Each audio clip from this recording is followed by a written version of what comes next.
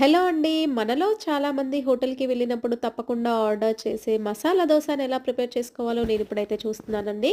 మసాలా కోసమైతే మనం బాండీలో ఆయిల్ వేసి తాలింపు గింజలు వేసుకొని, ఇంకా ఆనియన్, పచ్చిమిర్చి వేసేసి, దాంట్లో నానబెట్టిన బఠానీలు, ఇంకా ఉడకబెట్టిన ఆలుగడ్డను కూడా స్మాష్ చేసి ఏసి, ఇంకా గరం మసాలా ఇష్టపడే వాళ్ళైతే గరం మసాలా, కొంచెం అల్లం వెల్లుల్లి పేస్ట్, కొత్తిమీర, కరివేపాకు వేసుకొని అన్నీ మిక్స్ చేసుకోవటం. అంతే అండి, మసాలా రెడీ అయిపోయింది. ఇప్పుడు మనం దీన్ని దోసపై ఎలా అప్లై చేసుకోవాలో కూడా నేను ఈ వీడియోలో అయితే మీకు చూపిస్తున్నాను.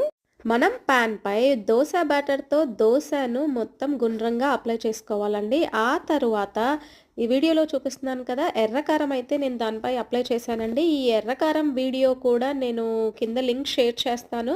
మీరు తప్పకుండా చూడండి అది ఎలా ప్రిపేర్ చేసుకోవాలో.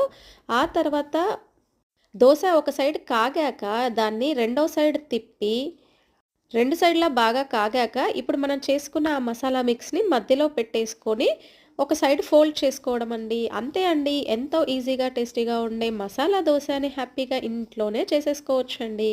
దీన్ని నేను ఈ మధ్య ఒక ఫ్రెండ్ దగ్గరైతే నేర్చుకున్నానండి. ఇన్ని రోజులు కూడా ఇది చేయడం చాలా కష్టమని అనుకునేదాన్ని. బట్ చాలా ఈజీ ప్రాసెస్ అండి.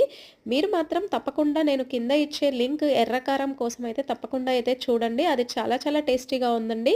ఎంతో టేస్టీగా ఉండే ఈ మసాలా దోసను నా స్టైల్‌లో మీరు కూడా ట్రై చేసి ఎలా వచ్చిందో కామెంట్ సెక్షన్‌లో అయితే తప్పకుండా చెప్పండి. దానికంటే ముందు నా ఛానల్ అయితే సబ్స్క్రైబ్ చేసుకొని నన్ను మంచిగా అయితే సపోర్ట్ చేయండి.